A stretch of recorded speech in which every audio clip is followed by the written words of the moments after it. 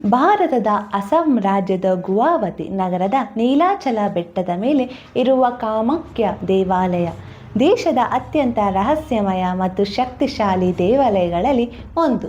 ಈ ದೇವಾಲಯಕ್ಕೆ ಯಾಕೆ ಇಷ್ಟು ಮಹತ್ವ? ಇಲ್ಲಿ ಯಾಕೆ ಮೂರ್ತಿ ಇಲ್ಲ? ಯಾಕೆ ಪ್ರತಿ ವರ್ಷ ದೇವಾಲಯದ 3 ದಿನ ಮುಚ್ಚುತ್ತಾರೆ?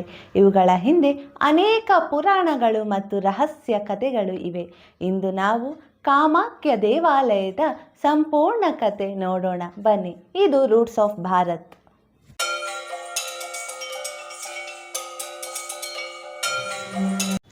ಮೊದಲ ಅಧ್ಯಾಯ ಸತೀದೇವಿಯ ಕತೆ. ಪುರಾಣಗಳ ಪ್ರಕಾರ ಸತೀದೇವಿ ಭಗವಾನ್ ಶಿವನ ಪತ್ನಿ. ಆದರೆ ಸತೀದೇವಿಯ ತಂದೆ ರಾಜ ದಕ್ಷನು ಶಿವನನ್ನು ಇಷ್ಟಪಡುತ್ತಿರಲಿಲ್ಲ. ಒಂದು ದಿನ ದಕ್ಷನು ಮಹಾಯಜ್ಞ ಏರ್ಪಡಿಸಿದನು. ಎಲ್ಲ ದೇವತೆಗಳನ್ನು ಆಹ್ವಾನಿಸಿದನು, ಆದರೆ ಶಿವನನ್ನು ಆಹ್ವಾನಿಸಲಿಲ್ಲ. ಇದರಿಂದ ಬೇಸರಗೊಂಡ ಸತಿ ದೇವಿಯು ಯಜ್ಞಸ್ಥಳಕ್ಕೆ ಹೋದಳು. ಅಲ್ಲಿ ದಕ್ಷನು ಶಿವನ ಬಗ್ಗೆ ಅವಮಾನಕಾರಿ ಮಾತುಗಳನ್ನು ಆಡಿದನು.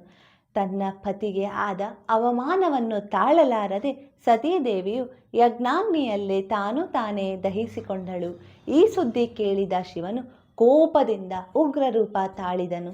ಸತೀದೇವಿಯ ದೇಹವನ್ನು ಹೊತ್ತು ಭೂಮಿಯೆಲ್ಲ ತಾಂಡವ ಮಾಡತೊಡಗಿದ್ದನು. ಶಿವನ ತಾಂಡವದಿಂದ ಸೃಷ್ಟಿಯೇ ನಾಶವಾಗುವ ಸ್ಥಿತಿ ಉಂಟಾಯಿತು. ಆಗ ವಿಷ್ಣು ದೇವರು ಸುದರ್ಶನ ಚಕ್ರದಿಂದ ಸತೀದೇವಿಯ ದೇಹವನ್ನು ಅನೇಕ ಭಾಗಗಳಾಗಿ ವಿಭಜಿಸಿದನು. ಆ ಅಂಗಾಂಗಗಳು ಬಿದ್ದ ಸ್ಥಳಗಳಲ್ಲೇ ಇಂದು 51 ಶಕ್ತಿ ಪೀಠಗಳು. ಅದರಲ್ಲೊಂದು ಅತ್ಯಂತ ಶಕ್ತಿಶಾಲಿ ಸ್ಥಳವೇ ಕಾಮಾಖ್ಯ. ಇಲ್ಲಿ ಸತೀದೇವಿಯ ಯೋನಿ ಭಾಗ ಬಿದ್ದಿದೆ ಎಂದು ನಂಬಲಾಗುತ್ತದೆ. ಅದಕ್ಕಾಗಿ ಇಲ್ಲಿ ಮೂರ್ತಿ ಇಲ್ಲ. ಭೂಮಿಯೊಳಗಿನ ಪ್ರಾಕೃತಿಕ ಶಿಲಾರಂಧ್ರವನ್ನೇ ದೇವಿಯಾಗಿ ಪೂಜಿಸುತ್ತಾರೆ. ಎರಡನೆಯ ಅಧ್ಯಾಯ ಕಾಮದೇವನ ಕತೆ. ಸತೀದೇವಿಯ ಅಗಲಿಕೆಯ ನಂತರ ಶಿವನು ಗಾಢ ಧ್ಯಾನಕ್ಕೆ ಹೋದನು. ಶಿವ ಧ್ಯಾನದಲ್ಲಿದ್ದರಿಂದ ವಿಶ್ವದ ಸೃಷ್ಟಿ ಕಾರ್ಯವೇ ನಿಂತಿತು. ಆಗ ದೇವತೆಗಳು ಕಾಮದೇವನನ್ನು ಶಿವನ ಧ್ಯಾನ ಭಂಗ ಮಾಡಲು ಕಳುಹಿಸಿದರು. ಕಾಮದೇವನನ್ನು ಪುಷ್ಪಬಾಣ ಹಾರಿಸಿದನು. ಆದರೆ ಶಿವನು ಕೋಪದಿಂದ 3ನೇ ಕಣ್ಣು ತೆರೆದು ಕಾಮದೇವನನ್ನು ಭಸ್ಮ ಮಾಡಿದನು. ಕಾಮದೇವನ ಪತ್ನಿ ರತಿದೇವಿ ಶಿವನಿಗೆ ಬೇಡಿಕೊಂಡಳು. ಆಗ ಶಿವನು ಹೇಳಿದನು, ಸತೀದೇವಿಯ ಶಕ್ತಿ ಸ್ಥಳದಲ್ಲಿ ದೇವಾಲಯ ಕಟ್ಟಿಸಿದರೆ ಜೀವ ಕೊಡುತ್ತೇನೆ. ನಂತರ ಕಾಮದೇವನು ವಿಶ್ವಕರ್ಮನ ಸಹಾಯದಿಂದ ಕಾಮಾಖ್ಯ ದೇವಿ ದೇವಾಲಯವನ್ನು ನಿರ್ಮಿಸಿದನೆಂದು ಪುರಾಣ ಹೇಳುತ್ತದೆ. 3ನೆಯ ಅಧ್ಯಾಯ ನರಕಾಸುರನ ಶಾಪ. ನರಕಾಸುರ ಮೊದಲಿಗೆ ಕಾಮಾಖ್ಯ ದೇವಿಯ ಭಕ್ತನಾಗಿದ್ದನು. ದೇವಿಯ ಆಶೀರ್ವಾದದಿಂದ ಶಕ್ತಿ ಮತ್ತು ಸಾಮ್ರಾಜ್ಯ ಪಡೆದನು. ಆದರೆ ನಂತರ ಅಹಂಕಾರಿಯಾದನು. ಒಮ್ಮೆ ಮಹರ್ಷಿ ವಶಿಷ್ಠ ದೇವಾಲಯಕ್ಕೆ ಬಂದಾಗ ನರಕಾಸುರ ಒಳಗೆ ಬಿಡಲಿಲ್ಲ. ಕೋಪಗೊಂಡ ವಶಿಷ್ಠರು ಶಾಪ ನೀಡಿದ್ದರು. ಅದೇನೆಂದರೆ, ಇಂದಿನಿಂದ ದೇವಿಯ ಕೃಪೆ ನಿನ್ನಿಂದ ದೂರವಾಗುತ್ತದೆ ಎಂದು ಹೇಳಿದರು. ಅದರ ಬಳಿಕ ನರಕಾಸುರನ ಪತನ ಆರಂಭವಾಯಿತು. 4ನೆಯ ಅಧ್ಯಾಯ ರಾಜನಿಗೆ ಬಂದ ಶಾಪ.